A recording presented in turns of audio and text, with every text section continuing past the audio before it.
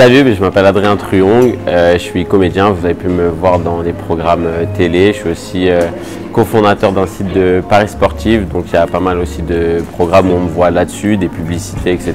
Je suis comédien, j'ai 30 ans, je vis à Paris et j'espère que j'aurai plus besoin de me présenter. Ça voudra dire que j'aurai bien fait mon travail et que tout le monde sait ce que je fais.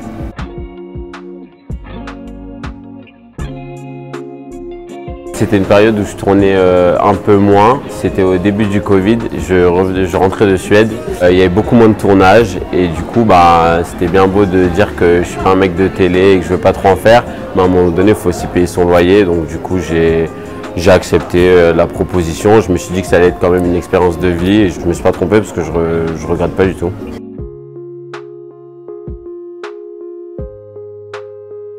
C'est sur Insta, on me proposait de passer un casting, ensuite tu as plusieurs étapes à passer et j'ai passé ces étapes-là au fur et à mesure.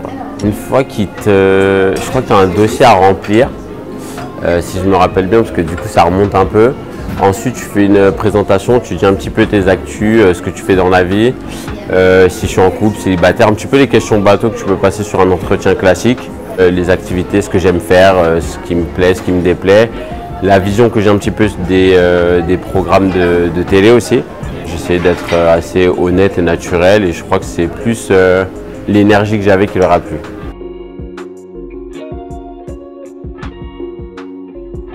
En étant très naturel, en fait je pense qu'il y a beaucoup de gens qui se méprennent. On a l'impression qu'en fait une fois qu'ils sont pris, ils veulent absolument percer ou ils restent focus sur le fait que tu peux faire pas mal d'argent, tu peux devenir quelqu'un comme l'a fait Nabila ou plein d'autres à l'époque. Sauf que je pense que comme le monde ça évolue, la télé elle a évolué aussi. C'est peut-être des choses qui marchaient à l'époque mais qui ne marchent plus maintenant à mon avis. Donc je pense qu'il faut surtout être naturel, fidèle à soi-même et juste se dire que tu vas vivre ça comme une expérience humaine. Après si ça te plaît, tu peux comprendre un petit peu comment ça se passe, les rouages et tout, et continuer. Mais principalement c'est plus une expérience qu'autre chose. Si tu es une personne trop lisse ou trop endormie ou trop calme, ils ont peu d'intérêt à en mettre beaucoup dans le programme. Si on se met à la place d'un producteur, il ne va pas se passer grand-chose. Donc s'ils mettent des gens soit qui ne se laissent pas faire ou qui sont pétillants ou vivants ou même qui font les foufous tout le temps, mais évidemment qu'il va y avoir de la vie, il va se passer des choses, donc ça va être beaucoup plus créatif. Les conseils, c'est de ne pas aller trop jeune à mon avis dans ces programmes de télé parce que ça reste un travail, on est hyper actif. Il faut être productif tout le temps et tout. Et je pense que c'est important d'avoir affirmé son caractère avant et d'être assez solide pour y aller. Si tu es une éponge ou pas encore bien affirmé dans ton caractère et si tu n'as pas fini ton adolescence, tu peux te faire aspirer par tout ce qui brille, mais du coup subir tous les autres côtés parce que c'est bien beau quand ça brille, quand les gens viennent te demander des photos, mais tu as aussi l'autre côté où il y a pas mal de gens qui sont sur ton dos sur les réseaux tout le temps, c'est des messages le jour, la nuit, tout le temps. Il y a aussi des gens qui sont malveillants ou qui se permettent plein de choses une fois qu'ils sont derrière leur téléphone et donc du coup ça, il faut aussi apprendre à le vivre après.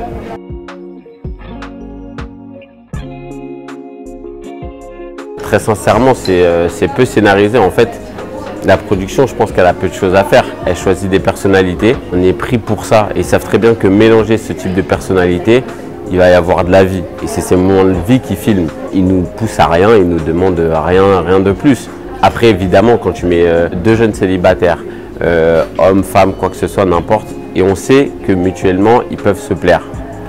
Tu les mets ensemble, tu les mets enfermés, tu les laisses kiffer et que tu as des moments où ils vont manger ensemble, s'amuser ensemble, rigoler, très certainement ils vont se rapprocher.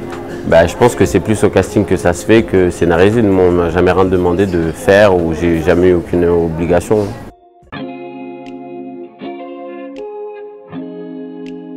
Je bossais dans un resto qui s'appelle Monsieur Bleu, j'étais serveur et il tournait un film là-bas. Qui s'appelait Un illustre inconnu, c'était avec Mathieu Kassovitz à l'époque, ça remonte à 5-6 ans. Et ils m'ont proposé d'être figurant dans le film, vu que je bossais dans le resto. J'ai accepté, et vu que j'avais pas trop les codes, j'ai un peu, pas mis un dégât, mais j'ai fait un peu comme bon me semblait. Et ça a pas mal plu au réal, du coup ils m'ont rappelé pour un téléfilm Arte. Ensuite j'ai enchaîné les pubs et j'ai signé un agent comme ça. C'est comme ça que j'ai commencé et à vrai dire maintenant je me vois rien faire d'autre. Donc c'est un bon hasard qui m'est arrivé.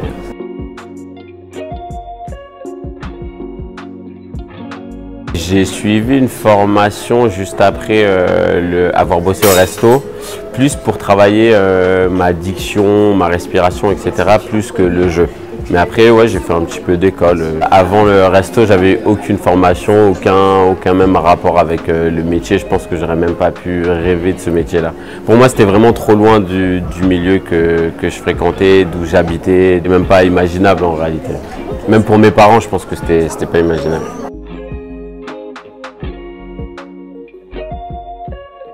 Déjà, la plupart du temps, j'essaye de m'habiller dans le rôle qu'on me demande. Si c'est plus un trentenaire, je vais mettre une chemise un peu en feutrine ou un peu. Si c'est un truc beaucoup plus détente d'un jeune, je vais être beaucoup plus cool et je vais être dans une paire de baskets.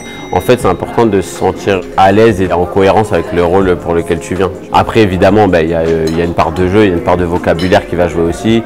Il y a plein de trucs qui rentrent en compte. Pour rentrer dans ce milieu et pour pouvoir y rester longtemps, il faut aussi comprendre que le casting, tout ne repose pas sur tes épaules à toi. C'est-à-dire que si tu arrives à la mauvaise heure, par exemple, de casting, ou la directrice de casting, ou le directeur de casting, il n'a pas mangé, ou il est saoulé, il a une dure journée, c'est des gens, c'est des êtres humains comme tout le monde. Donc, admettons, il s'est embrouillé avec son mari, ou sa femme, ou ses enfants, et que déjà il est vénère de sa journée. Toi, tu arrives à ce moment-là, tu n'as pas de chance, mais ça se trouve, tu ne vas pas l'avoir juste pour ça, alors que tu serais passé quelques heures avant ou quelques heures après, ça l'aurait plus fait, parce qu'il aurait été plus à l'écoute. Donc, c'est déjà très important d'être bien dans ses baskets, mais il ne faut pas s'en vouloir quand on se prend des refus, quand on te dit non, ça fait partie des choses qui arrivent comme dans plein de taf, quoi.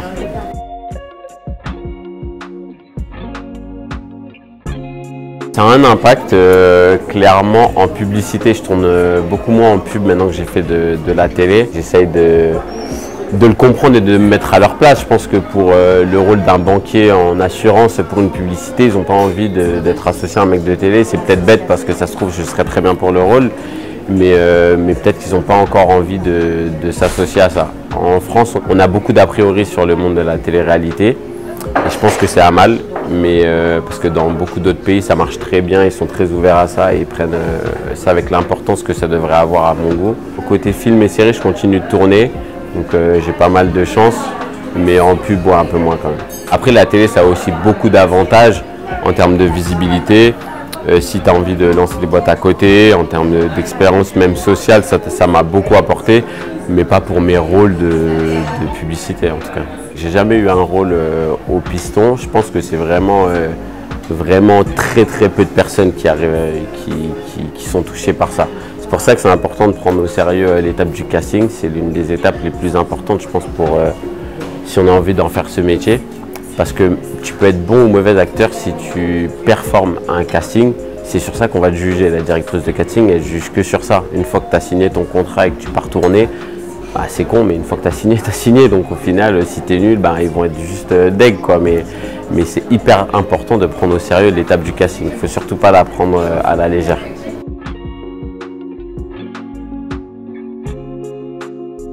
Rester assez naturel, essayer d'arriver avec une énergie. C'était Manu Payet qui m'avait dit ça sur un casting pour KFC. J'avais eu la chance d'avoir ses bons conseils pendant le casting. En fait, il nous a fait répéter plein de fois les exercices jusqu'à ce qu'on ait une énergie de malade. Et il nous a dit, vous voyez, là on avait pris le temps de travailler parce que je connais le métier, parce que voilà, on avait le temps. Mais on n'a pas toujours le temps en casting. Et donc en fait, l'énergie qu'on a donnée à la fin, c'est ce qu'il aurait fallu donner dès qu'on arrive. Parce que parfois, on n'a qu'une seule chance, on n'a qu'une seule proposition à faire. On n'a pas forcément le temps, on est énormément en casting pour très peu de rôles. Donc ce qu'il faut, c'est bien être prêt, avoir de l'énergie et être hyper à l'écoute. Pour s'il y a de l'impro, pouvoir proposer tout le temps. Ce qu'il ne faut pas oublier, c'est que dans le métier qu'on veut faire, le métier qu'on fait aujourd'hui, c'est énormément de création. Personne ne pourra nous le voler.